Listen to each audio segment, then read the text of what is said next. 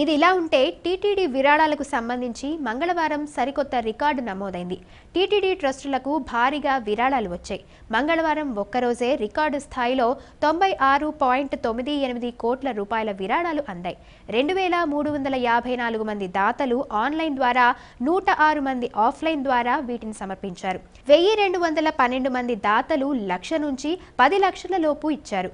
1246 మంది భక్తులు 10 లక్షల నుంచి 25 లక్షల లోపు అందించారు. 2 భక్తులు కోటి అంతకంటే ఎక్కువ విరాళం సమర్పించారు. బుధవారం నుంచి కొత్త డోనర్ పాలసీ అమలు నేపథ్యంలో దాతలు మంగళవారం భారీగా విరాళాలను అందించారు.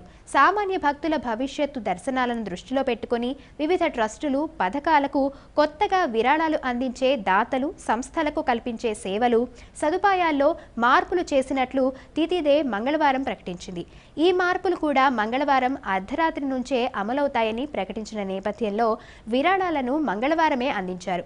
దాతల సదుపాయాలను కొంత తగ్గించి కొత్త డోనర్ పాలసీని ప్రవేశపెట్టింది. జూన్ 26 వరకు 1,97,888 మంది దాతలుగా నమోదయ్యారు.